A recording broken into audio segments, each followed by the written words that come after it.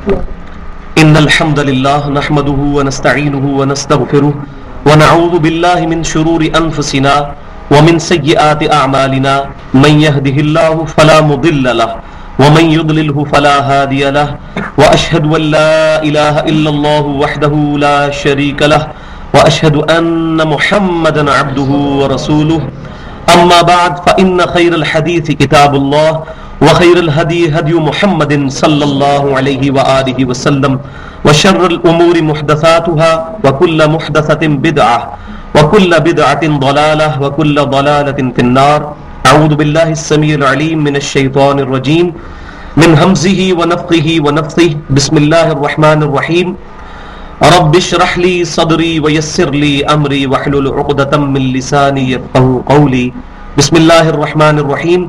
إن الله وملائكته يصلون على النبي يا أيها الذين آمنوا صلوا عليه وسلموا تسليما. اللهم صل على محمد وعلى آل محمد كما صليت على إبراهيم وعلى آل إبراهيم إنك حميد مجيد. اللهم بارك على محمد وعلى آل محمد كما باركت على إبراهيم وعلى آل إبراهيم إنك حميد مجيد. آج انشاءاللہ تعالی سورۃ البقرہ کی آیت نمبر 222 اور رکوع نمبر 28 سے شروع کریں گے. 27 رکوع مکمل ہو چکے ہیں اللہ کے فضل سے. تو میں نے شروع میں بھی عرض کیا تھا کہ سورۃ البقرہ کا جو نصف ثانی ہے یہ اسلامک شریعت کا بلیو پرنٹ ہے، ابتدائی خاکہ. پوری اسلامک شریعت کا ابتدائی خاکہ سورۃ البقرہ کے 20 رکوع، جو ٹوٹل 40 رکوع ہیں، جو 20 رکوع ہے اس کے دوسرے والے 20، یہ پوری اسلامی شریعت کا بلیو پرنٹ ہے. ابتدائی خاکہ سورۃ البقرہ میں آئے گا، پھر اس کے جو تعمیلی احکام ہیں وہ سورۃ المائدہ میں آئیں گے، جس میں پھر وہ شورى آفاق آیت بھی آئے گی، الیوم اکملت لکم دینکم واتممت علیکم نعمتی ورضیت لکم الاسلام دینا. اے محبوب صلی اللہ علیہ وسلم، ہم نے آج کے دن تم پر اپنی نعمت تمام کر دی اور اس دین کو تمہارے لیے مکمل کر دیا اور اسلام کو ایز اے دین تمہارے لیے پسند کیا.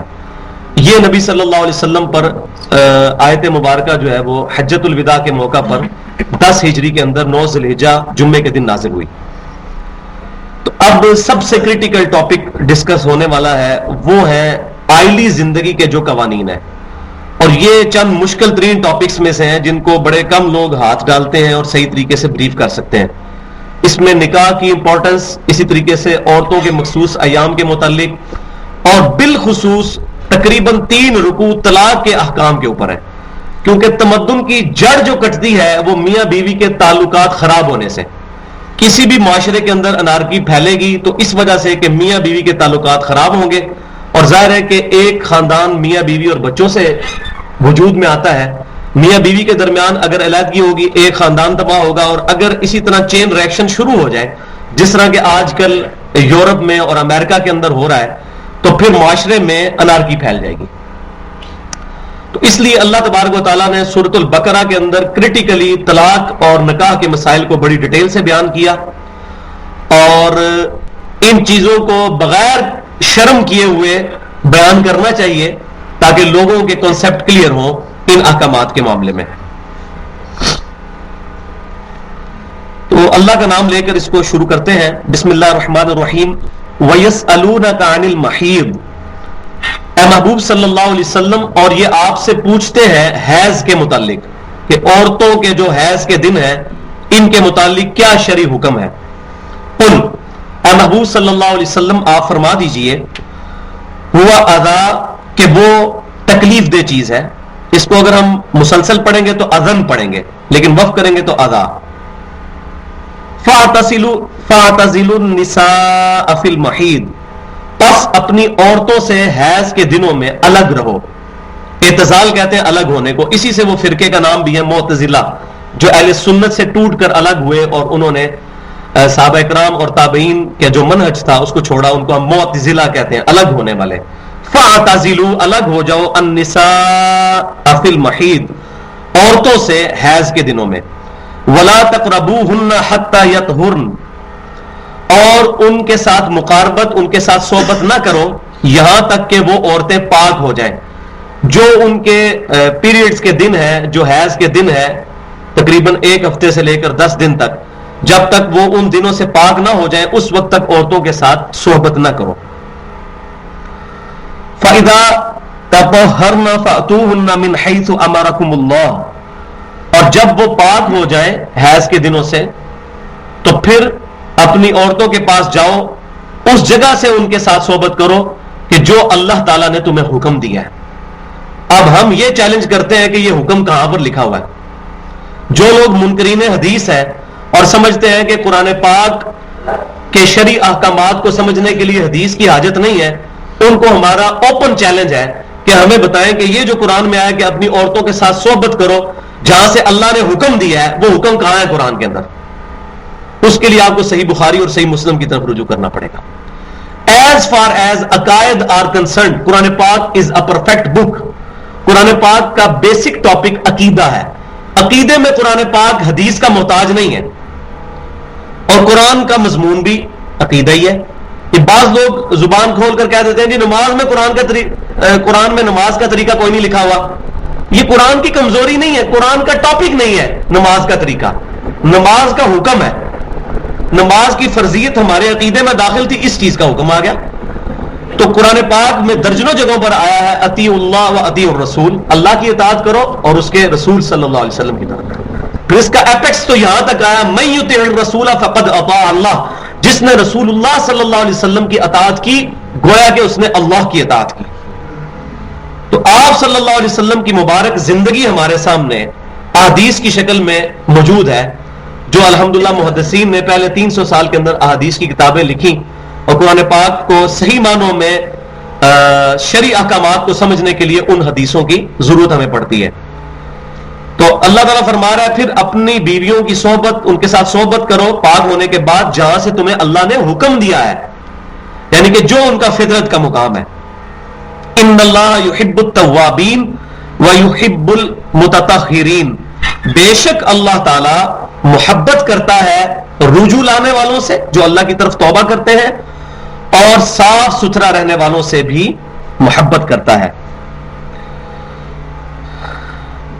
اب یہودیوں کا یہ کنسپٹ تھا، صحیح مسلم کے اندر ملتا ہے، کہ وہ یہ کہتے تھے کہ حیض کے دنوں میں عورتوں کے پاس لیٹ بھی نہیں سکتے، عورتوں کے ہاتھ سے کھانا بھی نہیں کھا سکتے، یعنی یہ عورتیں فزیکلی ناپاک ہو جاتی ہیں. جبکہ اسلام نے یہ کنسپٹ دیا کہ چاہے کسی پر غسل فرض ہو یا کوئی حیض کے دنوں میں ہو، وہ فزیکلی ناپاک نہیں ہوتا، وہ شرعی حکم کے اعتبار سے ناپاک ہوتا ہے. جیسے بخاری اور مسلم میں موجود ہے حدیث، سیدنا ابو ہریرہ رضی اللہ تعالیٰ عنہ پر غسل فرض تھا تو نبی صلی اللہ علیہ وسلم کی مجلس میں حاضر نہیں ہوئے، تو ان کا یا رسول اللہ علیہ وسلم میں تو ناپاک تھا اس لیے میں آپ کے قریب نہیں آیا. تو آپ نے فرمایا مومن کبھی ناپاک نہیں ہوتا. نماز کے اعتبار سے ہماری جو حکمی نجاستیں ہیں وہ ہم نے دور کرنی ہے، وضو اور غسل، کپڑوں کا پاک ہونا، یہ حقیقی نجاستیں نہیں ہیں. اب جس بندے کا وضو نہیں کیا وہ ناپاک ہے؟ ہاں، نماز کے لیے وہ ناپاک ہے، اور وہ فزیکلی ناپاکی نہیں ہے بلکہ انٹلیکچوئل ناپاکی ہے، ذہنی سطح کی ناپاکی ہے، روحانی ناپاکی ہے. وہ واقعتاً وہ ناپاکی نہیں ہے وضو اور غسل. تو جس پر غسل فرض ہے وہ ناپاک نہیں ہو جاتا فزیکلی، ہاں روحانی اعتبار سے ہوتا ہے. اس کو غسل اتارنے کا طریقہ موجود ہے، وہ سورۃ المائدہ کے اندر آئے گا، وضو کا اور غسل کا طریقہ، کمپلیٹ احکامات جو ہیں وہ شریعت کے وہاں پر آئیں گے. تو یہودیوں کا یہ کنسپٹ تھا، صحیح مسلم میں ملتا ہے کہ وہ اپنی عورتوں سے حیض کے دنوں میں اس قدر الگ ہو جاتے تھے، نہ ان کے ہاتھ سے کوئی چیز لینی ہے، نہ ان کے پاس بیٹھنا ہے، کہ یہ تو ناپاک ہو گئی ہیں. تو اسلام نے اس کنسپٹ کو غلط قرار دیا. تو اسلام نے کہا کہ ان کے قریب نہیں جانا مقاربت کے اعتبار سے، یعنی میاں بیوی کے جو تعلقات ہیں جنسی سیکس کے پوائنٹ آف ویو سے اس کو اسٹیبلش نہیں کر سکتے، باقی جو ہے وہ اس میں کوئی حرج نہیں ہے. صحیح بخاری اور مسلم کی متفق علیہ حدیث ہے کہ نبی صلی اللہ علیہ وسلم، حضرت عائشہ کہتی ہیں کہ آپ صلی اللہ علیہ وسلم میرے حیض کے دنوں میں بھی میرے ساتھ مباشرت فرماتے تھے. اچھا، اب کچھ منکرین حدیث نے اس حدیث کو لیا، دیکھو جی یہ بخاری میں حدیث لکھی ہے کہ نبی صلی اللہ علیہ وسلم حیض کے دنوں میں مباشرت کرتے تھے اور قرآن میں تو منع ہے. تو مباشرت لغوی معنوں میں ہے، حقیقی معنوں میں نہیں. مباشرت عربی زبان میں قریب ہونے کو بھی کہتے ہیں، یعنی نبی صلی اللہ علیہ وسلم، اور پوری حدیث پڑھتے کوئی نہیں ظالم. اس حدیث میں حضرت عائشہ کہتی ہیں کہ نبی صلی اللہ علیہ وسلم میرے جو ناف سے لے کر گھٹنوں تک کپڑا باندھ لیتے تھے اور باقی جسم کے حصے سے میرے ساتھ جو ہے مقاربت کرتے تھے. یعنی وہ فزیکلی صحبت نہیں جو میاں بیوی, یعنی ساتھ لیٹنا. اور یہ آپ نے کیوں تعلیم فرمایا؟ تاکہ وہ کنسپٹ غلط کہ جو عورت ناپاک ہو جاتی ہے, پلید ہو جاتی ہے حیض کے دنوں میں, وہ کنسپٹ جو ہے اس کو ڈینائی کیا جائے کہ وہ روحانی نجاست ہے, فزیکلی کوئی نجاست نہیں ہے کہ اس سے نفرت کی جائے. تو یہ میں نے شرعی مسئلہ بھی یہاں پر بتا دیا. تو اب یہاں پر جو آیا حیث امرکم اللہ, اپنی بیویوں کے پاس وہاں سے آؤ جہاں سے اللہ تعالیٰ کا حکم ہے, تو اس سے مراد ہے کہ ان کے آگے کے مقام سے. لواطت کرنا مرد کا مرد کے ساتھ یا مرد کا عورت کے ساتھ, یہ ہر صورت میں حرام ہے. لیکن یہ میں نے بتایا یہ حدیث میں ملتا ہے کہ نبی صلی اللہ علیہ وسلم نے عورتوں سے پیچھے کے مقام سے صحبت کرنے کو منع فرمایا. نساؤکم حرث لکم, تمہاری بیویاں تمہاری کھیتیاں ہیں. فأتوا حرثکم انا شئتم, تو اپنی کھیت میں آؤ جہاں سے تم چاہو. وقدموا لانفسکم, اور اپنے لیے آگے بھلائی بھیجو. تمہاری بیویاں تمہاری کھیتیاں ہیں. جیسا کہ کھیت میں بیج بویا جاتا ہے اور وہاں سے فصل نکلتی ہے اور انسان اس فصل سے نفع اٹھاتا ہے, بالکل اسی طرح مردوں کے لیے عورتیں ان کی کھیتیاں ہیں کہ مرد جب عورت سے صحبت کرتا ہے اس کے نتیجے میں اللہ تعالیٰ مرد کو اولاد عطا فرماتا ہے, اور وہ اولاد جو ہے وہ انسان کا ایسٹ ہے کہ وہ اس اولاد کی تربیت کرے گا. یہ وہ اللہ تعالیٰ فرما رہا ہے وَقَدِّمُوا لِأَنفُسِكُمْ, اور اپنے لیے آگے بھیجو جو اللہ تعالیٰ نے تمہارے لیے مقدر کیا ہے. یعنی دعا کرو کہ اللہ تعالیٰ تمہیں اولاد دے اور وہ اولاد پھر تمہارے لیے صدقہ جاریہ بنے. جیسے صحیح مسلم کے اندر حدیث ہے کہ جو شخص مر جائے اس کو 3 اعمال کے سوا کسی عمل کا بھی ثواب نہیں پہنچتا. اس میں سب سے پہلی چیز صدقہ جاریہ ہے. کسی شخص نے اپنی زندگی میں کوئی نیک عمل کیا تو اس کو مرنے کے بعد اس کا ثواب ملے گا. کسی نے مسجد میں پنکھا لگوا دیا یا کوئی کنواں کھدوا دیا, اسی طریقے سے فلاح عامہ کا کوئی کام کیا تو اس کو بینیفٹ ملے گا. اچھا, اسی طریقے سے دوسری چیز آپ صلی اللہ علیہ وسلم نے فرمائی کہ کوئی شخص علم کی بات لکھے اور اس سے لوگ نفع حاصل کریں. جیسے آج سے 1200 سال پہلے امام محمد بن اسماعیل بخاری رحمۃ اللہ علیہ المتوفا 256 ہجری, انہوں نے صحیح بخاری لکھی. قیامت تک جب تک صحیح بخاری پڑھی جائے گی سیدنا امام بخاری رحمہ اللہ کو اس کا ثواب پہنچے گا, کیونکہ یہ ان کی ایفرٹ تھی, یہ ان کا اپنا عمل تھا. اور تیسرا فرمایا کہ نیک اولاد, نیک اولاد کا کوئی بھی عمل ہو نیک, اس کا آٹومیٹکلی ثواب ماں باپ کو مل جاتا ہے, چاہے وہ زندہ ہوں یا مر چکے ہوں. بخشنا کوئی نہیں ہوتا, خود بخود پہنچتا ہے, کیونکہ اولاد انویسٹمنٹ ہے اپنے ماں باپ کی, اولاد کی تربیت کی. جیسے سنن ابن ماجہ میں صحیح حدیث ہے تو اور تیرا مال سب تیرے باپ کا ہے. تو باپ نے ایفرٹ کر کے اولاد کی تربیت کی تو اب وہ اولاد جو نیک اعمال کرے گی آٹومیٹکلی ثواب ماں باپ کو ملے گا.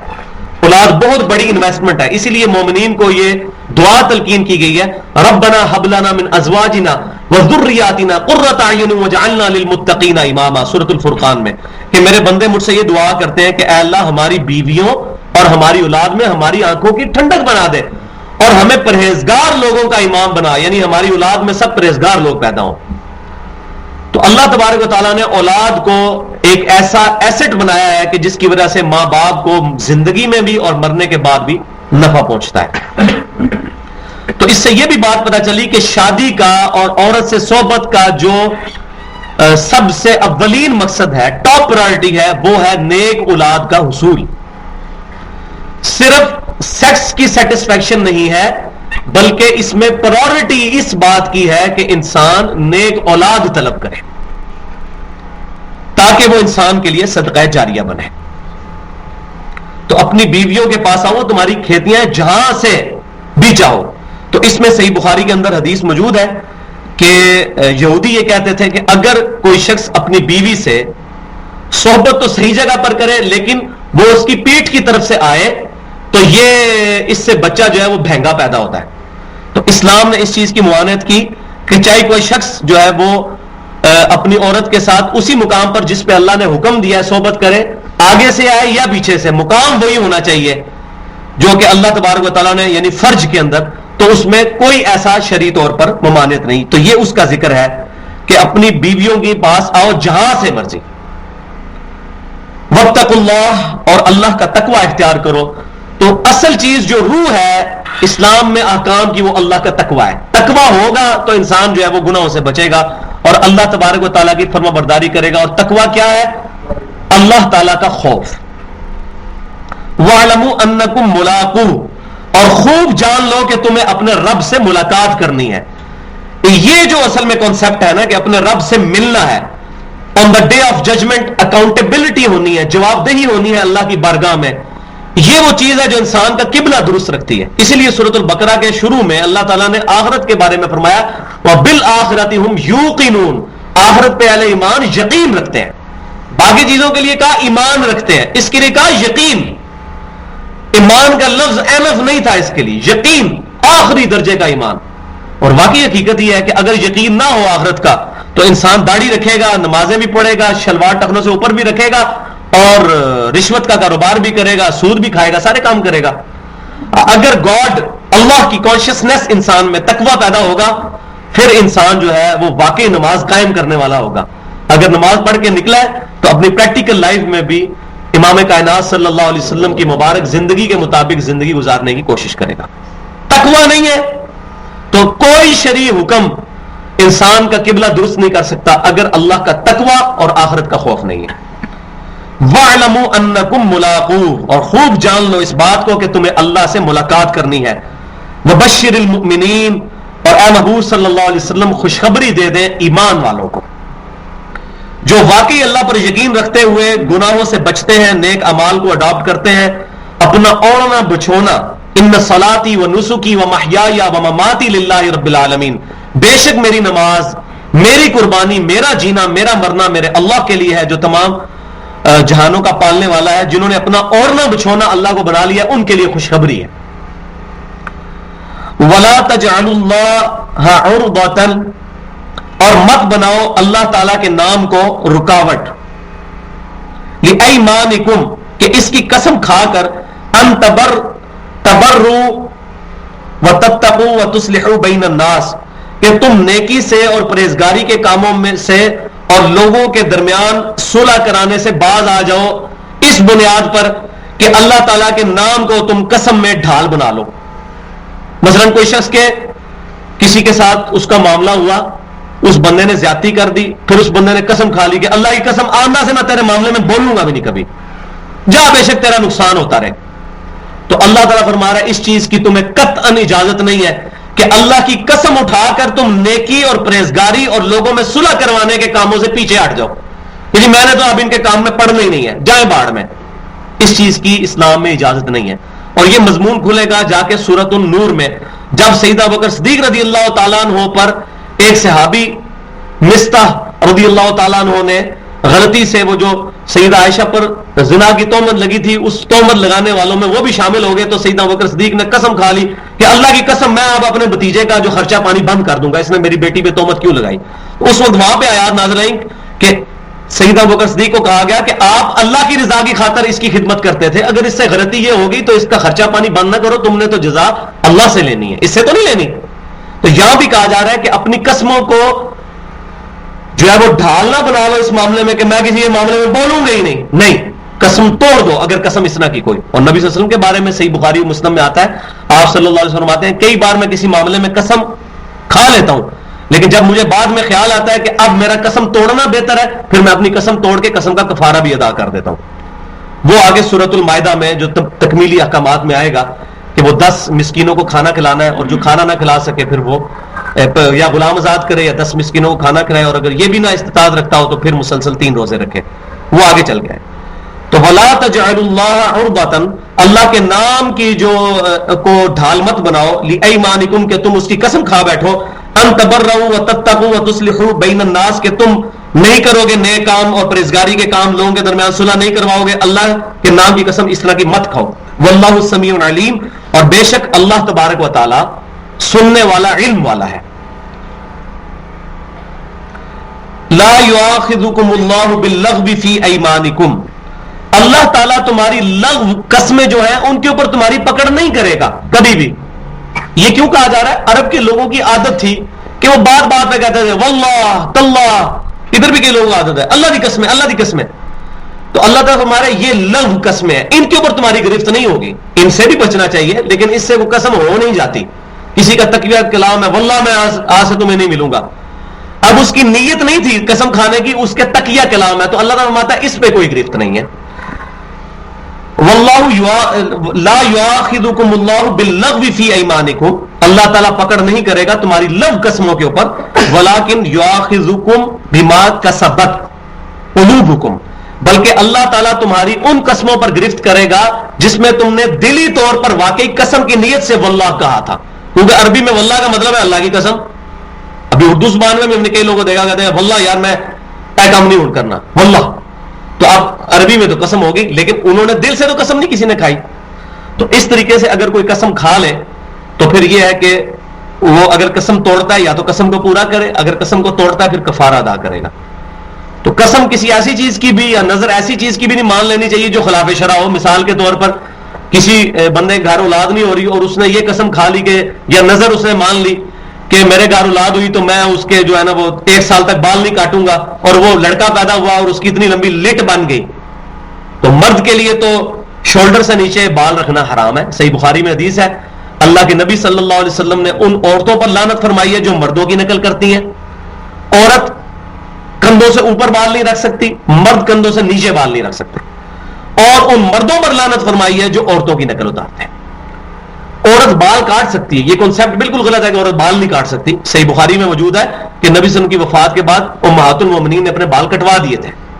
انہوں نے بس شولڈر تک، بس جس یہاں تک بال کر لیے تھے، کیونکہ بال حسن ہے.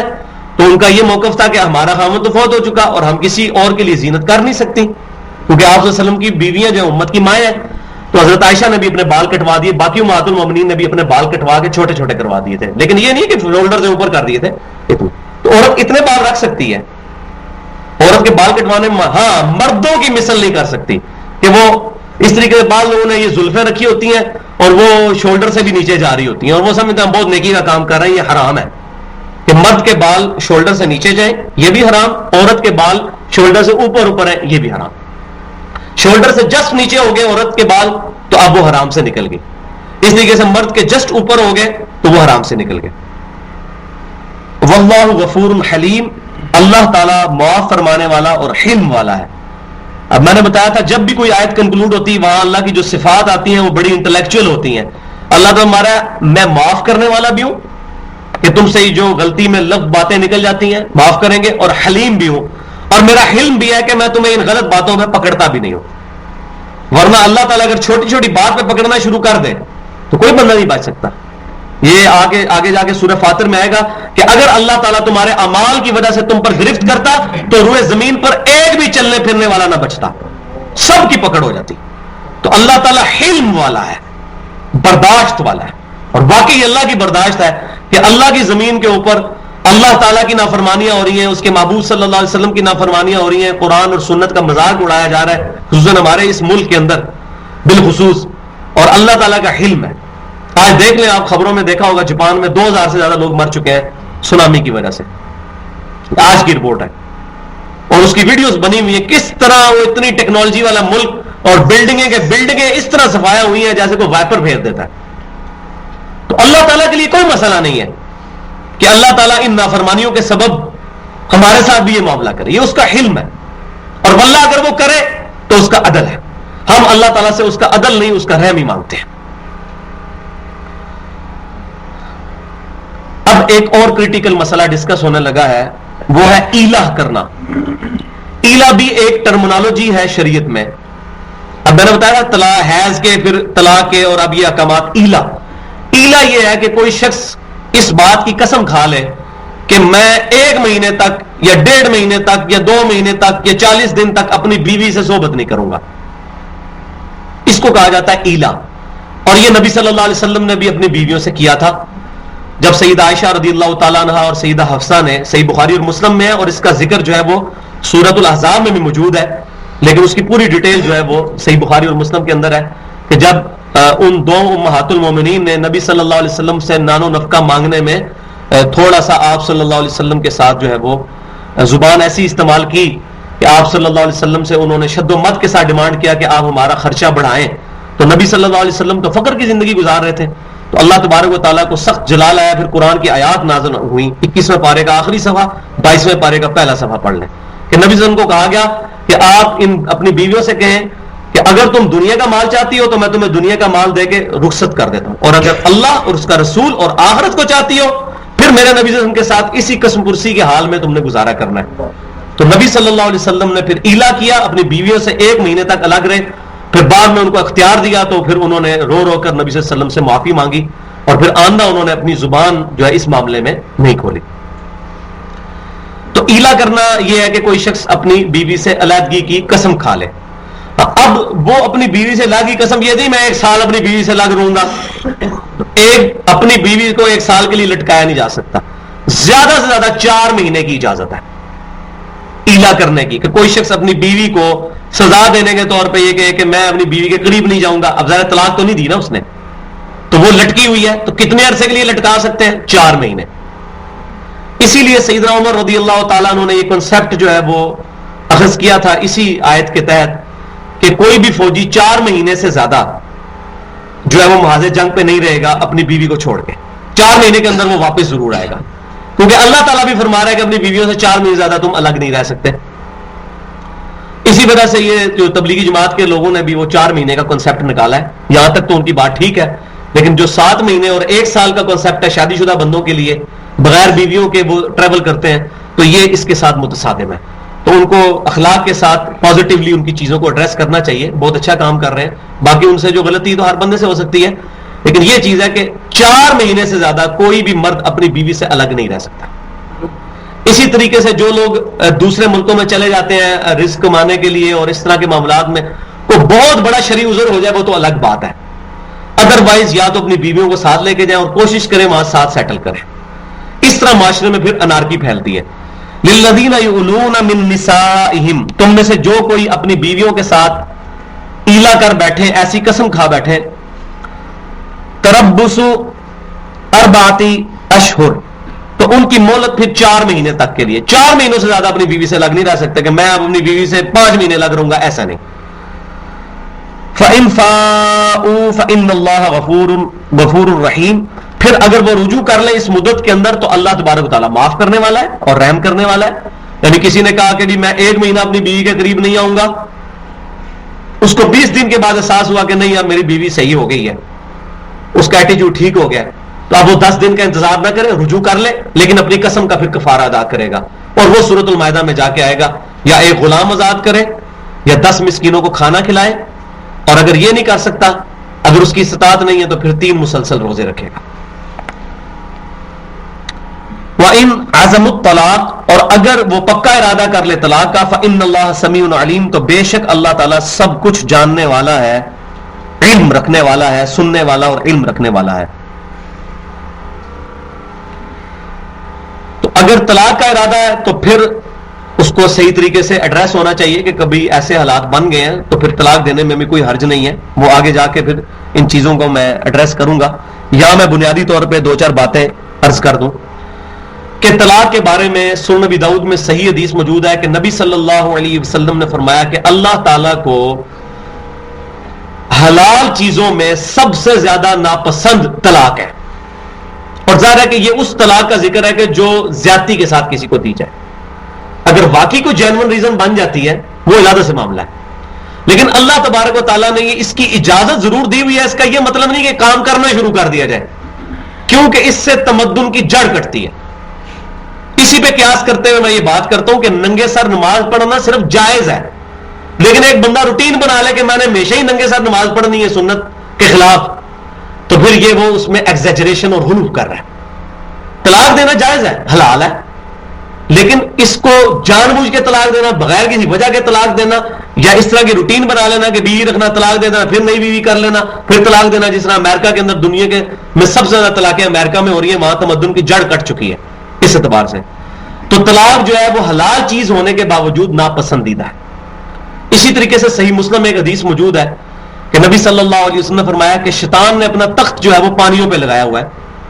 جو آج کچھ لوگ یہ کنسپٹ کرتے ہیں کہ یہ جو برمودا ٹرائنگل ہے 1000 کلومیٹر کا وہ تقریباً بنتا ہے ایریا جہاں پہ نہ کوئی جہاز ہوائی جہاز جائے تو وہ بھی غائب ہو جاتا ہے. کل بھی رات کو میں نے اس پہ ڈسکوری چینل پہ دیکھ رہا تھا بحری جہاز بھی جاتا ہے تو غائب ہو جاتا ہے, ہوا میں اڑنے والا جہاز جاتا ہے وہ بھی غائب ہو جاتا ہے.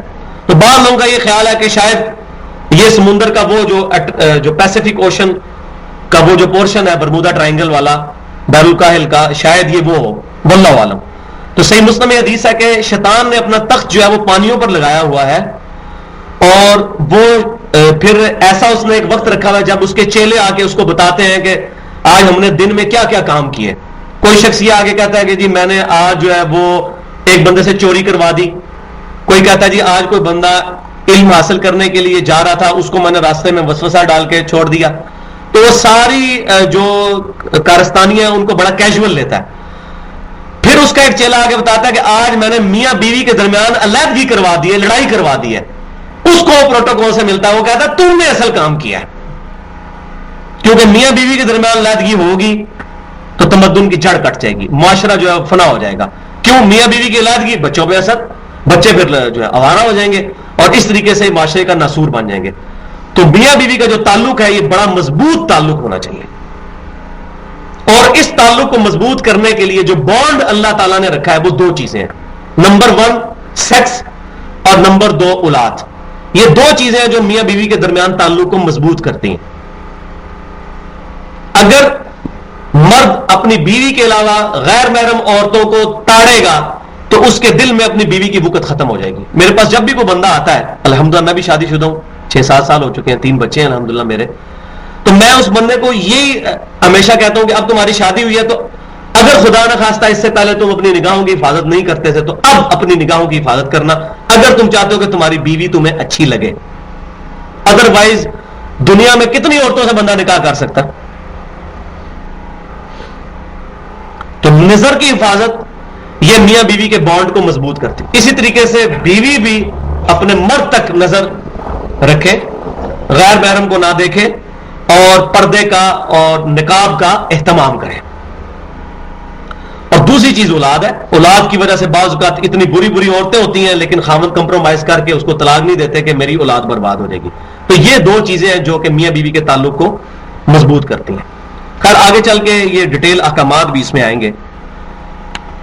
والمطلقات یتربصن بانفسهن 3 قروء, اور طلاق دی ہوئی عورتیں اپنے آپ کو روکے رکھیں 3 طہر تک, 3 حیضوں سے پاک ہونے تک. اب یہ عورتوں کی عدت آ رہی ہے. پہلی بات یہ یاد رکھیں, صحیح بخاری میں حدیث موجود ہے, عبداللہ بن عمر رضی اللہ تعالیٰ عنہ نے اپنی بیوی کو حیض کے دنوں میں طلاق دے دی تھی. نبی صلی اللہ علیہ وسلم نے ان کو حکم فرمایا کہ اپنی بیوی سے رجوع کرو. طلاق ہو گئی, طلاق آپ نے اسٹیبلش کر دی, بخاری مسلم میں موجود ہے. اگرچہ حیض کی حالت میں عورت کو طلاق دینا حرام ہے, لیکن آپ صلی اللہ علیہ وسلم نے اس طلاق کو اسٹیبلش کر دیا اور فرمایا کہ رجوع کرو, اور جب عورت پاک ہو ان دنوں میں طلاق دو. اس سے یہ بات بھی پتا چلی کہ اگرچہ 3 طلاق اکٹھی دینا حرام ہے لیکن اسٹیبلش ہو جائیں گی. حیض کے دنوں میں طلاق دینا حرام ہے, تو جن لوگوں کا یہ کنسپٹ ہے کہ جی جو حرام کام ہے وہ کر لیا جائے تو طلاق ہوتی کوئی نہیں, کوئی اکٹھی 3 طلاقیں دینا حرام ہے, اس لیے کوئی اگر اکٹھی 3 طلاقیں دے گا وہ واقعی نہیں ہوں گی, تو ان کے لیے یہ بہت بڑی دلیل ہے بخاری مسلم میں کہ حیض میں بھی عورت کو طلاق دینا حرام ہے. لیکن جب عبداللہ بن عمر نے حیض کی حالت میں طلاق دے دی تو آپ فرمایا رجوع کرو, لیکن اس ایک طلاق کو کاؤنٹ کر لیا آپ نے. تو حرام کام جو شریعت نے جو طریقہ بتایا ہے وہ تو آگے چل کے آئے گا کہ طلاق دینے کا کیا طریقہ ہے, لیکن اگر کوئی شخص اکٹھی 3 طلاقیں دے لیتا ہے تو اب شرعی احکام میں صحابہ کرام کا اس میں اجماع ہے کہ وہ 3 کی 3 طلاقیں واقع ہو جائیں گی, اس کی بیوی اس پر ہمیشہ کے لیے حرام ہو جائے گی. اس میں موضوع کو آگے چل کے ڈیٹیل سے انشاءاللہ صحیح مسلم سے, ابو داؤد اور ترمذی سے بیان کروں گا. تو جس عورت کو طلاق دی گئی وہ 3 حیضوں تک اپنے آپ کو روک کر رکھے, یعنی اس کی پھر عدت 3 حیض ہے. یعنی کہ جس طور میں, طور سے مراد وہ دن کہ جن میں وہ عورت پاک ہوتی ہے, اس کو خاوند نے طلاق دی, اس کے بعد 3 دفعہ حیض آئے اور 3 دفعہ پھر وہ پاک ہو, اب وہ عورت آزاد ہے. اگر تو 3 طلاقیں دی تھی کٹھی تو وہ اب اپنے پچھلے خاوند کی طرف نہیں جا سکتی, لیکن اگر 1 طلاق دی تھی تو ان 3 قروء کے اندر, 3 طہر کے اندر اندر خاوند چاہے تو اپنی بیوی سے رجوع کر سکتا ہے. اگر 1 طلاق دی تھی یا 2 طلاقیں, 3 دی تو ایسے ہی فارغ ہو گئی نا. رجوع کر سکتا ہے. رجوع کا یہ طریقہ ہے مطلب اس کو ہاتھ لگا دے تب بھی رجوع ثابت ہو جائے گا. لیکن اگر یہ عدت گزر گئی, اس عدت کے بعد اب وہ طلاق رجی نہیں رہے گی, رجت والی طلاق نہیں رہے گی جس میں لوٹا جا سکے, طلاق بائن ہو جائے گی, یعنی وہ عورت اپنے خاوند کے نکاح سے نکل جائے گی. اگر ایک طلاق دی ہوئی تھی تو وہ ہمیشہ کے لیے نکاح سے نہیں نکلی, اس وقت کے لیے نکل گئی. اب وہ بیوی چاہے تو اپنے اسی خاوند سے دوبارہ نکاح کر سکتی ہے اگر ایک یا دو طلاقیں دی تھی, لیکن 3 دے دی تو پھر نہیں وہ کر سکتی. لیکن نکاح اب نیا ہوگا, حق مہر بھی نیا ہوگا, لیکن 3 مہینے کے اندر اندر خاوند اپنی بیوی سے رجوع کر سکتا ہے. اب اس کو زندگی میں پھر ایک اور اختیار رہ جائے گا. اگر ایک طلاق دی تھی تو ایک ہی اور دے سکتا ہے, 2 اور دے گا تو ہمیشہ کے لیے فارغ. اب وہ یہ نہیں کہ دوبارہ سے گنتی شروع ہو جائے گی 1 2 3, ایک وہ اختیار کر چکا ہے اپنا. تو عورت جو ہے وہ 3 طہر تک انتظار کرے گی, اس کے بعد پھر اس کو اجازت ہے چاہے تو وہ کسی اور مرد کے ساتھ نکاح کرے چاہے اسی کے ساتھ دوبارہ کر لے اگر 1 یا 2 طلاقیں دی تھی. وَلَا يَحِلُّ لَهُنَّ أَن يَكْتُمْنَ مَا خَلَقَ اللَّهُ فِي أَرْحَامِهِنَّ, اور کسی عورت کے لیے جائز نہیں ہے کہ جو اس کے پیٹ میں رحم میں اللہ تعالیٰ نے کوئی چیز پیدا فرما دی ہے تو وہ اس کو چھپائے. ان كُنَّ يُؤْمِنَّ بِاللَّهِ وَالْيَوْمِ الْآخِرِ, اگر وہ اللہ پر اور قیامت کے دن پر ایمان رکھتی ہے عورت, تو اگر اس کو حمل ٹھہر چکا ہے تو اب وہ 3 مہینے کا اس کا نہیں ہوگا پیریڈ عدت کا. جب تک اب بچہ پیدا نہیں ہوتا اس وقت تک وہ عورت نکاح نہیں کر سکتی کسی بھی کے ساتھ بھی, چاہے 3 طلاقیں ہوئی تھی یا 1 طلاق ہوئی تھی, واپس خاوند کے پاس جانا ہے پھر تو معاملہ ایک ڈفرنٹ ہو جائے گا. لیکن اگر عورت کو حمل ٹھہر چکا, اب وہ کہ جی میں 3 مہینے تک انتظار کروں گی, کوئی قرآن میں 3 مہینے لکھا نہیں, قرآن پاک میں 3 اس صورت میں ہے کہ جب حمل نہ ٹھہرا ہو, اور اگر حمل ٹھہرا ہو تو چاہے 1 دن کے بعد بھی ڈلیوری ہو جائے تو عورت کی عدت ختم ہو جائے گی. یہ حدیثوں میں ملتا ہے. پھر 3 مہینے کی ضرورت نہیں ہے. وہ 3 مہینے کا پیریڈ اس لیے رکھا گیا ہے کہ اگر اس دوران حمل ٹھہرنا ہے یا کوئی ایسا معاملہ ہونا ہے تو واضح ہو جائے, بالکل کرسٹل کلیئر ہو جائے, اس وجہ سے مدت رکھی گئی ہے. یہ عدت کی بات ہو رہی ہے. جو بیوہ عورت ہے اس کی عدت بالکل ڈفرنٹ ہے, وہ اپنے خاوند کا سوگ کرے گی 4 مہینے 10 دن, وہ آگے چل کے آئے گا. وہ ہے بیوہ عورت کا, یہ ہے طلاق یافتہ عورت کا. یہ بڑے کریٹیکل مسائل ہیں, اور یہ میں جتنے فلوئنٹلی آپ سے بیان کر رہا ہوں نا یہ چیزیں, تو ان کو بڑی توجہ کے ساتھ سنیں. عموماً ان مسئلوں کے اوپر اتنے زیادہ لوگوں کو گرپ نہیں ہوتی ہے, نہ لوگ پوچھتے ہیں, شرماتے ہیں. تو یہ تمام مسلمانوں پہ یہ مسئلے سیکھنا, خصوصاً جس کی شادی ہونے والی ہے اس پہ تو فرض ہے, جس کی ہو چکی ہے اس پہ تو فرض عین ہے, اور جس کی ابھی نہیں ہوئی ہے اور شادی کرنے کا ارادہ ہے انشاءاللہ سنت کے مطابق, تو اس کے لیے بھی ضروری ہے. کیونکہ النکاح سنتی فمن رغب عن سنتی فلیس منی, بخاری مسلم کی حدیث ہے, نکاح میری سنت ہے, جس نے میری سنت سے اغراض کیا وہ اس کا مجھ سے کوئی تعلق نہیں ہے. تو یہ مسائل سیکھنے ہیں. تو یہ جو مولوی نکاح پڑھانے کے لیے آتا ہے اس کی یہ رسپانسبلٹی ہے کہ وہ بجائے کلمے سننے کے, جو ثابت ہی کوئی نہیں ہے, وہ اس وقت اس کو یہ مسئلہ بتائے کہ بھائی اگر اپنی بیوی پہ غصہ آئے تو بے شک برتن توڑ لینا, شاید بیوی کو مارنا پڑے تو چہرے کے علاوہ مار لینا, لیکن طلاق کا لفظ نہ اپنے منہ کے اوپر لے کے آنا. ہمارے لوگ کیا کرتے ہیں, جب بھی غصہ نکالنا ہوتا ہے فوراً جی طلاق طلاق طلاق طلاق فارغ, پھر فتوا لیتے پھرتے ہیں جی جناب کسی سے فتوا مل جائے گی, اب میں نے 3 طلاق ہو جی بچہ غصے سی, جی تو غصے میں طلاق دی جاتی ہے, پیار سے کون طلاق دیتا ہے, او جی غصے سی.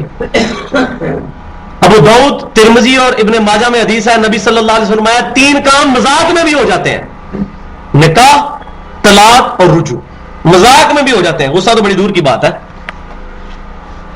تو غصے میں کسی نے طلاق دی, کسی معاملے میں غصے میں ہی طلاق دی جاتی ہے, پھر وہ فتوے لیتے پھرتے ہیں کہ جی نہیں جی وہ غصہ تھا جی, بس وہ کٹھی تلیم طلاق تو ہوتی نہیں ہے, ایک شمار ہوتی ہے. پھر فتوے لے کے تو پھر یا ارامہ کروا لیتے ہیں اور یا پھر علالہ کروا لیتے ہیں. کوئی مولوی صاحب آفر کرتے ہیں جی 1 دن کے لیے میرے ساتھ نکاح کروا دے تو صبح فارغ کر کے آپ لے جائیے گا, اور بعض اوقات مولوی وہ بیویاں لے کے بھگا جاتے ہیں.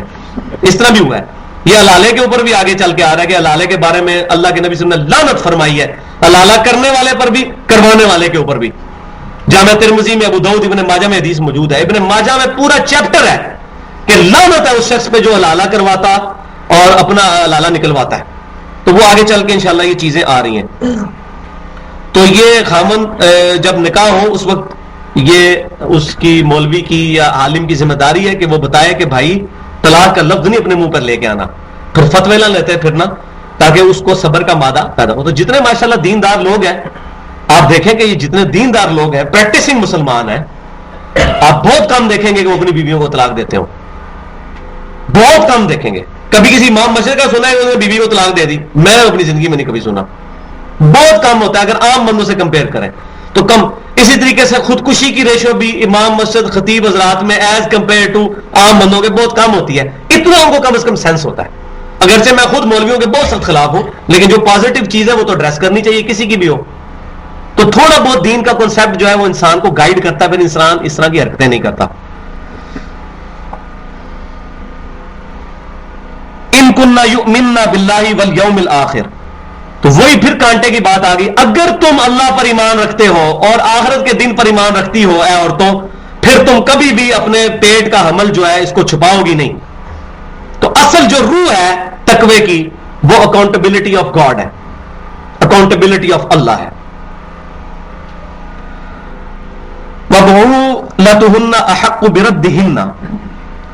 ان کے خامد زیادہ حقدار ہیں کہ وہ عورتیں ان کو لوٹا دی جائے فی ذالک ان ارادو اصلاحا, اس مدت میں اگر وہ اصلاح کا ارادہ کر لیں. اب یہ نہیں ہے کہ بیوی کے جو بھائی ہیں وہ میدان عمل میں اتر آئے شی جوان بن کے انہیں تنو طلاق دیتی ہے اور اس کا حاری تو بڑھنا بھی نہیں ہے.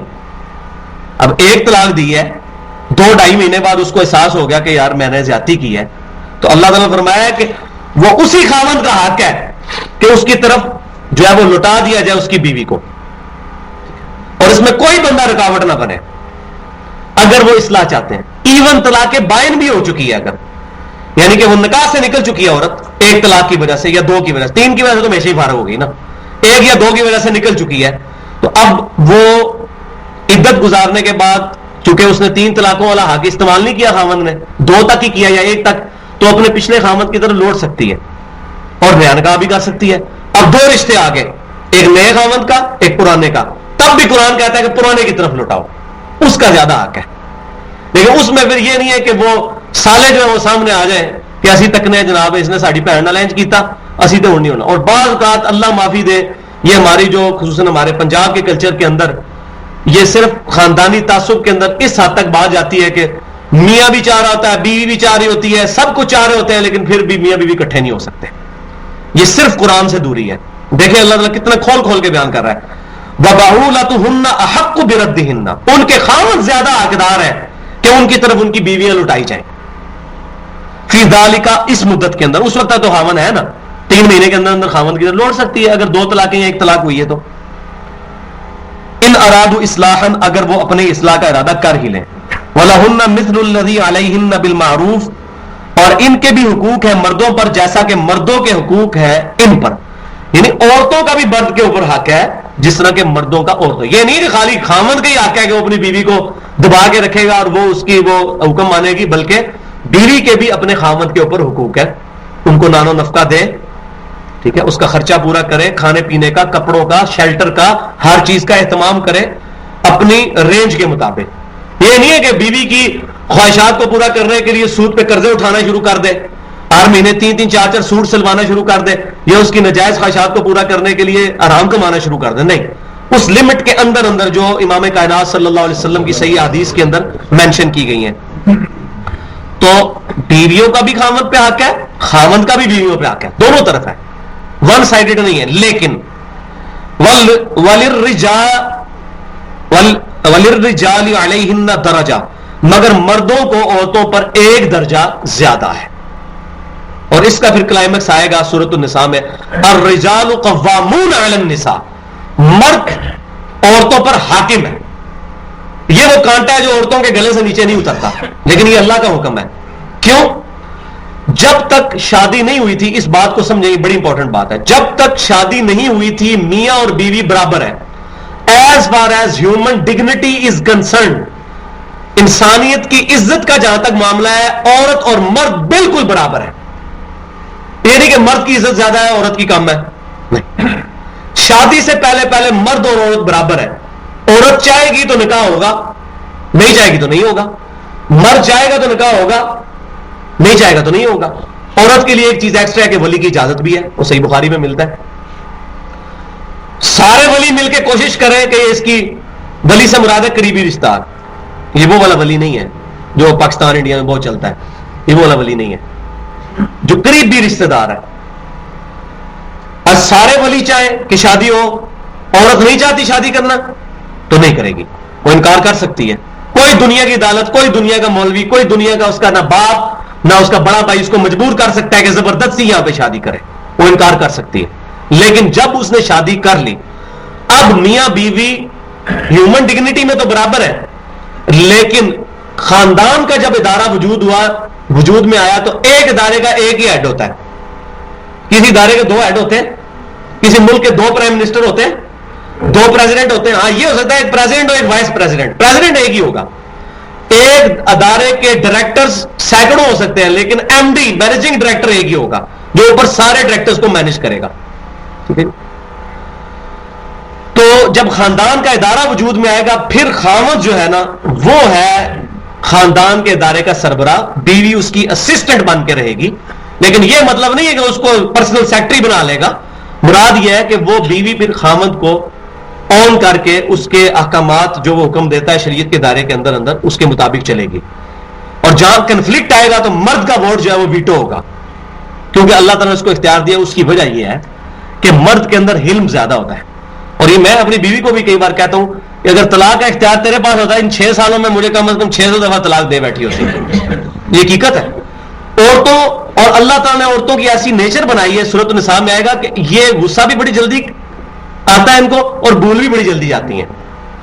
اسی لیے جو ہے ایک مرد کے برابر 2 عورتوں کی گواہی ہے, کیونکہ عورتوں کا جو یاداشت ہے وہ تھوڑی کم ہوتی ہے, اور وہ فوراً, یہ اللہ تعالیٰ نے ان کا سیفٹی والو رکھا ہوا ہے دماغ کے اندر کہ وہ اپنے ساتھ زیادتی کو فوراً بلا دیتی ہیں. مرد تو بڑا کھوری ہوتا ہے نا, تو اس لیے اللہ تعالیٰ نے مرد کو اختیار دیا ہے. وہ مرد جو ہے وہ تو سوچے گا کہ میں بیوی وارے کی تو میرے ساتھ کیا بنے گا, بچوں کو میں کہاں سے پالوں گا. تو عورت تو بھی سوچے گی ہوگی کہ یار جی طلاق طلاق چل فارغ. اس لیے اللہ تعالیٰ نے مرد کو اختیار دیا ہے اس چیز کا کہ وہ طلاق دے گا اپنی بیوی کو, عورت نہیں اپنے خاوند کو طلاق دے سکتی. تو اللہ تعالیٰ فرماتا ہے وَلِلرِّجَالِ عَلَيْهِنَّ دَرَجَةٌ, لیکن مردوں کو ایک درجہ فضیلت ہے ان عورتوں پر. واللہ عزیز حکیم, اور اللہ تعالی جو ہے وہ غالب ہے اور حکمت والا ہے. دیکھیں کنکلوڈ ہو رہا ہے کہ یہ اللہ نے جو یہ مردوں کو عورتوں پر فضیلت دی تو یہ اللہ تعالیٰ نے حکمت کی وجہ سے دی ہے. اور وہ حکمت آج ہم پر بڑی ایزیلی کھل جاتی ہے کہ اس معاشرے کے اندر جبکہ عورتیں اتنی بے روی کا شکار ہو چکی ہیں, خصوصاً سے جب سے یہ دنیاوی تعلیم عام ہوئی ہے. میں اس کے خلاف نہیں ہوں, دنیاوی تعلیم عورتوں کو دلوانی چاہیے شرعی حدود کے اندر, لیکن اس تعلیم کا ایک نیگیٹو فیکٹر بھی, سائیڈ افیکٹ یہ ہے کہ عورتیں جاب جب کرنا شروع کرتی ہیں تو خاوند کو جوتی پہ نہیں لکھتی ہے, کہا جی فارغ کر دیں, خیر ہم اپنی نوکری کرتی رہیں گی. تو یہ اس کا نیگیٹو بھی. ہاں لیکن اگر وہ شریعت کے مطابق اس کی تربیت ہوئی ہے, وہ پھر کبھی جرت نہیں کرے گی کہ اپنے خاوند کے ساتھ زبان درازی کرے. اور یہ بخاری مسلم میں حدیث موجود ہے کہ میں نے اپنی امت کی عورتوں کو کثرت کے ساتھ دوزخ میں دیکھا ہے, کیونکہ یہ اپنے خاوندوں پر زبان درازیاں کرتی ہیں. اس وجہ سے کتنی عورتیں دوزخ میں جائیں گی اپنے خاوندوں کی نافرمانی کرنے کی وجہ سے. لیکن اس کا یہ مطلب نہیں ہے کہ خاوند جو ہے وہ عورت کو اپنی ملازمہ بنائے گا. دوسری طرف بھی ایکسٹریم رویہ ہے, وہ آگے چل کے میں انشاءاللہ ساتھ ساتھ چیزیں جو ہے وہ ایڈریس کرتا جاؤں گا. اب وہ کریٹیکل ایشو آ رہا ہے. اب طلاق مرتان, طلاقیں 2 بار ہی ہیں. 2 سے زیادہ دفعہ طلاق دیں گے تو بیوی فارغ. 2 دفعہ ہی اختیار استعمال کیا جا سکتا ہے. کسی شخص نے اپنی بیوی کو 1 طلاق دی, پھر رجوع کر لیا, پھر کبھی ایسا موقع ہوا پھر طلاق دی, پھر رجوع کر لیا. اب تیسری دفعہ جب طلاق دے گا تو پھر ہمیشہ کے لیے فارغ ہوگی, اب اس کے ساتھ وہ رجوع نہیں کر سکتا. یا اکٹھی 3 طلاقیں دے دیں جو اللہ نے اس کو اختیار دیا تھا, اس نے ایک ہی وقت میں استعمال کر لیا. جو اس کے پسٹل میں 3 گولیاں تھی جو اس کو کہا گیا فلاں فلاں وقت پہ چلانی ہے, اس نے ایک وقت چلا دی, گولیاں تو چل گئیں. ایک چھری جو ہے وہ چوری کی ہے, اس کے ساتھ مرغی کو آپ حلال کریں گے تو وہ بے شک چھری تو چوری کی تھی لیکن مرغی تو ماری گئی نا. اس طریقے سے کسی بیوی کو کسی نے حرام طریقے سے طلاق دی, کٹھی 3 طلاقیں, یہ حرام ہے دینا. اور سنن نسائی کے اندر حدیث موجود ہے, نبی صلی اللہ علیہ وسلم کے زمانے میں ایک صحابی نے نبی صلی اللہ علیہ وسلم کے زمانے کے اندر اپنی بیوی کو 3 طلاقیں دیں. آپ صلی اللہ علیہ وسلم اتنے جلال میں آپ نے فرمایا کہ میں زندہ ہوں اور اللہ کی حدوں کا مذاق اڑایا جا رہا ہے. تو دوسرے صحابی نے کہا یا رسول اللہ آپ اجازت دیں میں اس کی گردن اتار دوں. تو آپ نے ان کو منع کر دیا. تو طلاق ہو گئی, 3 اکٹھی طلاقیں دی, لیکن اگر 1 یا 2 طلاقیں دی تو پھر رجوع کا حق جو ہے وہ باقی. تو اب یہ دیکھیں پھر وہ طلاق کے احکامات آ رہے ہیں. اسلام جو ہے وہ فری سیکس کے خلاف ہے. اور پتہ ہے آپ کو, ایک جدید سائیکالوجی کے اندر فرائیڈ کا نام بڑا مشہور ہے. فرائیڈ جو ہے وہ یہ کہتا ہے کہ سیکس جو ہے یہ سب سے بڑا موٹیو ہے اس معاشرے میں. اور حقیقت ہے کہ یہ اکثر برائیاں اسی کی وجہ سے, ہم پنجابی میں بھی کہتے ہیں 3 زے, زن, زر اور زمین, عورت, زمین اور مال. لیکن واقعی عورتوں کی وجہ سے بہت سارے فسادات معاشرے میں پیدا ہوتے ہیں. کسی عورت کے ساتھ کسی معاملے میں زیادتی ہوئی, خامد نے اس کو مارا پیٹا, طلاق تک نوبت پہنچی, دشمنیاں چلنی شروع ہوئی. اسی طریقے سے کسی لڑکے نے کسی لڑکی کو چھیڑ دیا, اس کے گھر والوں نے اس کی پٹائی کی, انہوں نے آگے ان کو گولیاں چلا دی, اور یہ سارے کے سارے معاشرے میں, ہمارے معاشرے میں یہ ساری چیزیں عام ہیں. لہذا اللہ تبارک و تعالیٰ ان چیزوں کو کھول کھول کے آئلی قوانین کو جو ہے وہ بیان فرما رہا ہے. اور طلاق کا جو کنسپٹ اسلام نے اجازت دی, کیونکہ عیسائیت کے اندر طلاق دینا حرام ہے, اسی لیے وہاں کنسپٹ جو ہے وہ نکاح کا ختم ہو گیا کہ طلاق تو آپ دے ہی نہیں سکتے. ٹھیک ہے جی. عورت جو ہے وہ, اسی لیے آپ انگلینڈ میں دیکھیں گے وہ اگر طلاق دے دے تو آدھی دولت بیوی لے جاتی مفت و مفتی. اس طرح کے قوانین بنے ہوئے ہیں. اسلام میں یہ نہیں ہے کہ طلاق دینا حرام ہے یا یہ کوئی گناہ کا کام ہے. اگر کوئی ایسے معاملات بن جاتے ہیں کہ میاں بیوی نہیں چل سکتے, تو یہ نہیں ہے اولاد کو خراب کریں اور وہ ان کی عادتیں نہیں ملتی اور چلتے ہی جائے یہ سلسلہ. تو طلاق کا اللہ تبارک و تعالیٰ نے اختیار دیا ہے. اس طریقے سے عورت کو بھی اختیار ہے کہ وہ خلا لے سکتی ہے اپنے خاوند سے اگر وہ اس کے ساتھ نہیں نبھری. اگر دنیا میں کوئی شخص کسی کو زیادتی کے ساتھ طلاق دیتا ہے, پھر اس کا معاملہ قیامت والے دن ہوگا. دنیا میں ظاہر طلاق اسٹیبلش ہو جائے گی. تو ہم لوگ جو اپنے معاشرے میں جائز حقوق عورتوں کے, ہم ان کو بھی نہیں دیتے. اس وجہ سے آج جو یورپ کے معاشرے کی جلغار ہے ہمارے معاشرے پہ, اس کی وجہ سے عورتیں جو ہیں اس کا حصہ بن کے وہ کہتی ہیں مرد اور عورت ساتھ ساتھ شانہ بشانہ چلیں گے. بھائی مرد اور عورت ساتھ ساتھ چلیں گے سائیکل کے پہیوں کی طرح. سائیکل کا اگلا پہیا اگلے حصے میں چل رہا ہے, پچھلا پچھلے میں. اب جو آگے چل رہا ہے وہ مرد ہے ڈرائیور, اب پچھلا پہیا کہ میں نے آگے جا کے چلنا ہے, تو سائیکل تو نہیں چل سکتی نا. تو ہر پہیے نے اپنی جگہ پہ چلنا ہے, ساتھ ساتھ چلنا ہے. عورت نے 4 دیواری کے اندر, مرد نے گھر سے باہر. تو لیکن اگر خدا نخواستہ ایسی صورتحال بن جائے تو پھر طلاق میں بھی کوئی ایسا اسلام کے اندر نہیں ہے. ہندوؤں کے اندر طلاق دینا جو ہے وہ حرام سمجھا جاتا ہے. اس طریقے سے عیسائیت کے اندر بھی جو ٹیمپرڈ فارم میں موجود ہے. اب طلاق مرتان, طلاق 2 ہی مرتبہ ہے. فَإِمْسَاكُمْ بِمَعْرُوفٍ أَوْ تَسْرِيحٌ بِإِحْسَان. پھر اس کے بعد یا تو معروف طریقے پہ اپنی بیوی کو اپنے پاس رکھ لیا جائے, یا احسان کر کے اس کو بھی چھوڑ دیا جائے. 2 ہی کام ہو سکتے ہیں, یا تو پھر ہمیشہ کے لیے بیوی کو ساتھ رکھے, 2 طلاقیں کر دی ہیں تو, اور یا اگر چھوڑ تو پھر پکا تیسری طلاق دے کے بھی چھوڑ دے. لیکن یہ اس طرح نہ کرے کہ اس کو لٹکا کے رکھے. وَلَا يَحِلُّ لَكُمْ أَن تَأْخُذُوا مِمَّا آتَيْتُمُوهُنَّ شَيْئًا إِلَّا أَن يَخَافَا. اور کسی کے لیے جائز نہیں ہے تمہارے لیے کہ لو تم اس میں سے جو تم نے دیا ہے ان کو مال وغیرہ, بجوز اس کے الا ان یخافا اللہ یقیم حدود اللہ, کہ تم اللہ کی حدود کو قائم نہیں رکھ سکو گے. فان خفتم اللہ یقیم حدود اللہ, اور اگر تمہیں یہ یقین ہو جائے کہ تم اللہ کی حدوں کو قائم نہیں رکھ سکو گے, یعنی میاں بیوی کا ریلیشن شپ پھر نہیں چل سکے گا. پھر اگر علیحدگی ہوتی ہے تو پھر وہ اگر عورت لے رہی ہے علیحدگی تو اس کو پھر اپنے خاوند کو مال دینا پڑے گا کچھ, اور اگر مرد اپنی عورت کو فارغ کر رہا ہے پھر اس کو حق مہر بھی دینا پڑے گا. لیکن یہ حلال نہیں ہے کہ تم جو ہے وہ ان سے مال لینا شروع کر دو, ابھی تمہارا علیحدگی کا بھی ارادہ نہیں ہے, اور خام خائی کہ جی میرا وہ تو میں نے تمہیں اس وقت گفٹ کیا تھا پہلی اینیورسری کے اوپر واپس کر, ناراضگی ہو گئی یا اس طرح کا مسئلہ ہو گیا تھا, اس طریقے سے نہیں. فَإِنْ خِفْتُمْ أَلَّا يُقِيمَ حُدُودَ اللَّهِ, اور اگر تمہیں یہ خطرہ ہو جائے کہ تم اللہ تعالیٰ کی حدوں کو یعنی نکاح کے معاملے کو چلا نہیں سکو گے, فَلَا جُنَاحَ عَلَيْهِمَا فِي مَفْتَدَتْ بِهِ, تو پھر کوئی حرج نہیں کہ عورت کچھ فدیہ دے کر اپنے خاوند سے جان چھڑا لے. کوئی معروف طریقے پہ وہ کہے کہ ٹھیک ہے میں اب تمہارے ساتھ رہنا نہیں چاہتی تو میں تمہیں کچھ فدیہ دے کے تو تم سے جان چھڑا لیتی ہوں. وہ اس طرح بھی ہو سکتا ہے وہ اپنے حق مہر میں سے بھی معاف کر دے. تلک حدود اللہ, یہ اللہ تعالیٰ کی حدیں ہیں. فلا تعتدوها, تو ان سے آگے مت بڑھو, وَمَن يَتَعَدَّ حُدُودَ اللَّهِ، جو کوئی بھی اللہ کی حدوں سے آگے بڑھے گا، فَأُولَٰئِكَ هُمُ الظَّالِمُونَ، تو ایسے ہی لوگ جو ہیں وہ ظالم ہیں۔ آگے حلالے کے احکامات جو ہیں وہ شروع ہوں گے، اس سے پہلے میں چاہ رہا ہوں کہ تھوڑا سا 3 طلاق کا مسئلہ جو ہے وہ کلیئر کر دوں، کیونکہ ہمارے اس معاشرے کے اندر اس کے اوپر بڑی جو ہے وہ کنٹروورشل چیزیں پائی جاتی ہیں۔ تو حلالے کا مسئلہ میں اگلی دفعہ بیان کروں گا، رینڈملی تو میں نے تھوڑا سا بیچ میں بیان کر دیا۔ بھائیو، اہل سنت و جماعت کا یہ اجماعی مسئلہ ہے، صحابہ کرام علیہم رضوان کا اس پہ اجماع ہے کہ اگر کوئی شخص اپنی بیوی کو اکٹھی 3 طلاقیں دے دے تو وہ 3 کی 3 واقع ہو جائیں گی۔ اس امت میں پہلی شخصیت 8ویں صدی ہجری میں امام ابن تیمیہ رحمۃ اللہ علیہ ہیں، جن کو اجتہادی غلطی لگی کہ انہوں نے صحیح مسلم کی ایک حدیث کا غلط رزلٹ نکال کر یہ کہہ دیا کہ عورت کو اگر کٹھی 3 طلاقیں دی جائیں گی تو 1 تصور کی جائے گی۔ ان 800 سالوں میں ہمارا چیلنج ہے کسی ایک صحابی، تابعی، تبع تابعی، کسی ایک محدث سے صحیح سند سے یہ ثابت ہو کہ وہ اکٹھی 3 طلاقوں کو 1 کہتا ہو، قطعاً نہیں ثابت۔ امام بخاری کا یہی موقف ہے، امام مسلم کا یہی موقف ہے، امام ابو داؤد کا یہی موقف ہے، امام ترمذی کا یہی موقف ہے، امام نسائی کا یہی موقف ہے، امام ابن ماجہ کا یہی موقف ہے۔ باقاعدہ انہوں نے اپنی حدیث کی کتابوں میں ہیڈنگز بنائی ہیں، اکٹھی 3 طلاقیں واقع ہو جاتی ہیں۔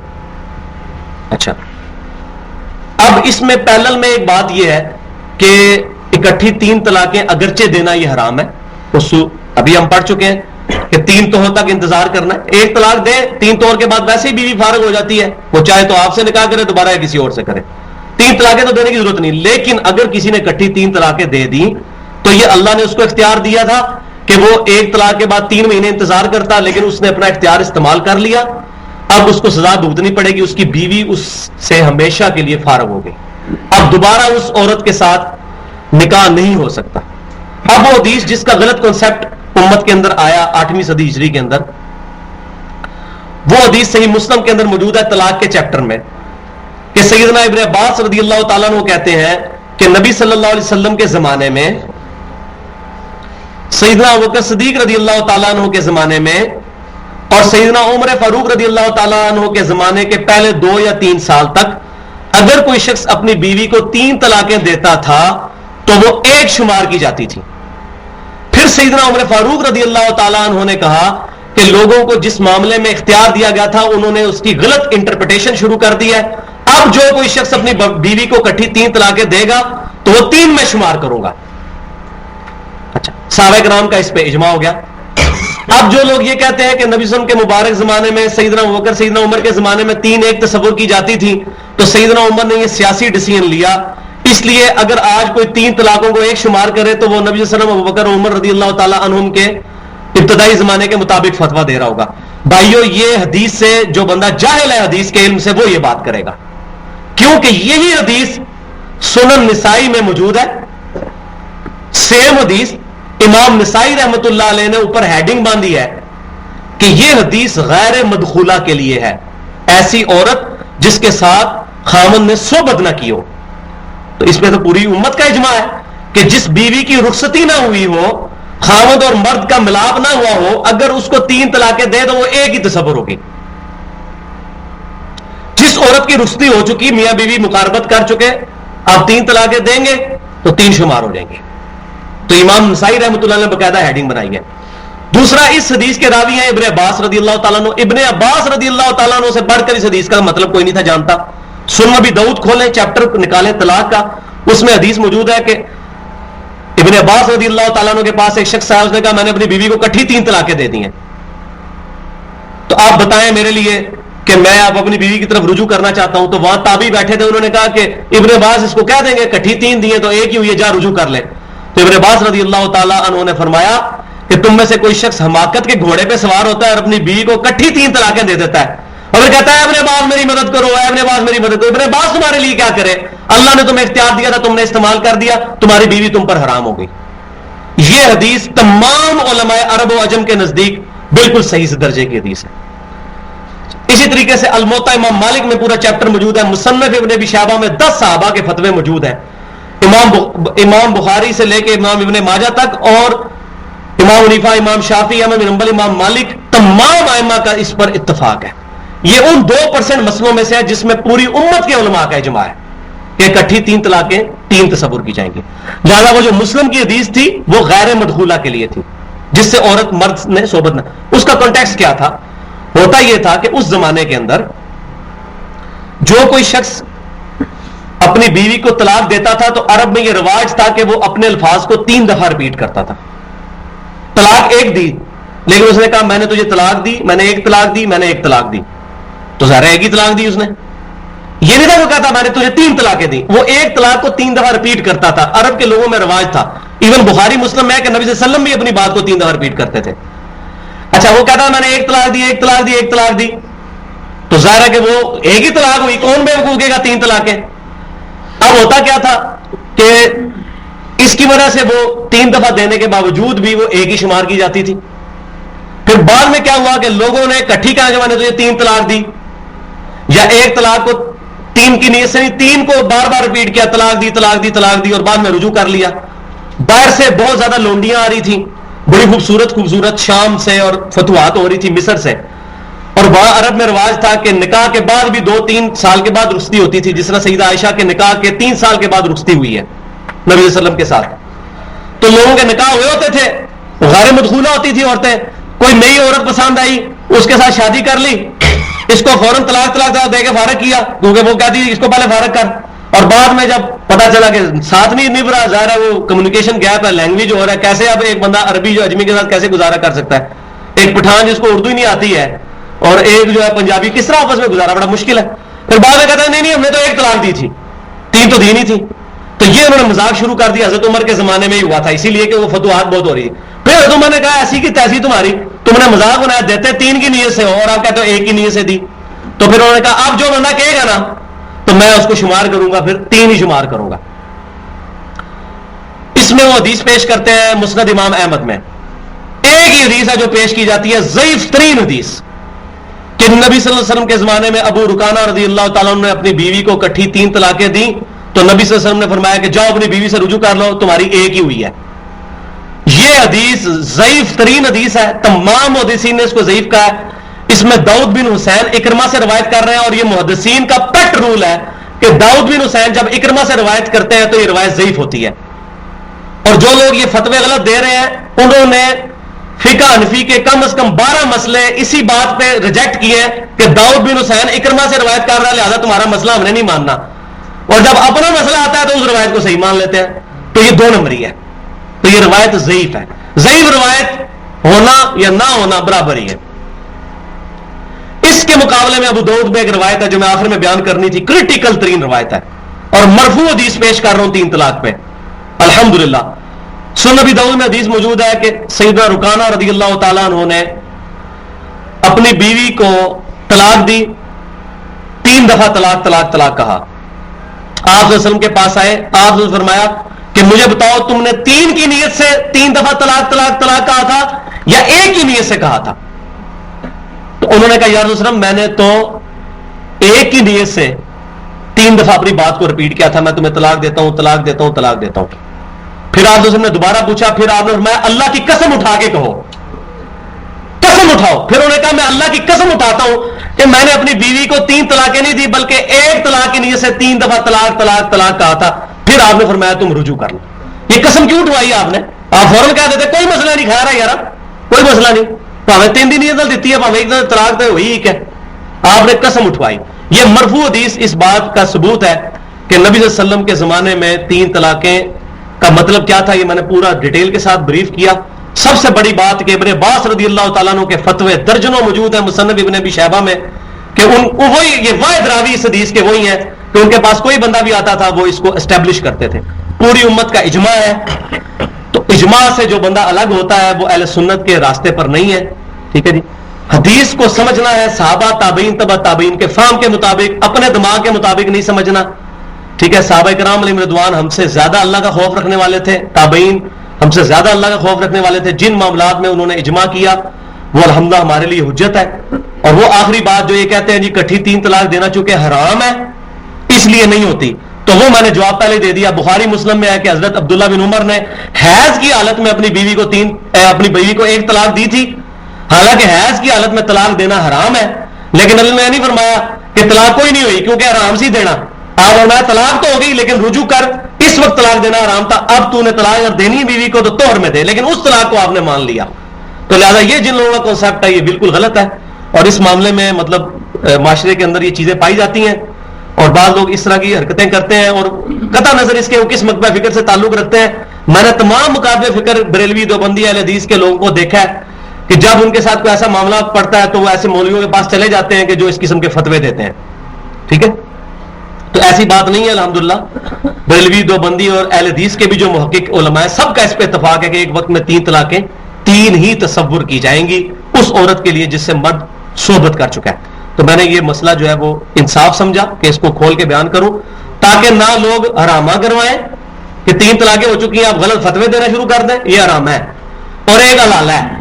حلالہ یہ ہے کہ جی ایک دن کے لیے کسی اور خاوند سے شادی کروا دو, پھر وہ طلاق دے دے گا اور پھر تم دوبارہ اسے شادی کر لینا. وہ آگے چل کے آئے گا کہ وہ حلالہ کس صورت میں, نیچرل حلالہ اگر ہو جائے, کسی بیوی کو اس کے خاوند نے چھوڑ دیا, پھر اس بیوی نے کسی اور خاوند سے شادی کی, بائی چانس وہ بھی بیچارہ مر گیا یا اس نے بھی طلاق دے دی بائی چانس, اب وہ واپس آ سکتی ہے. یہ نیچرل حلالہ ہے, یہ تو حلال ہے. لیکن پری پلانڈ حلالہ یہ متع ہے, یہ حرام ہے.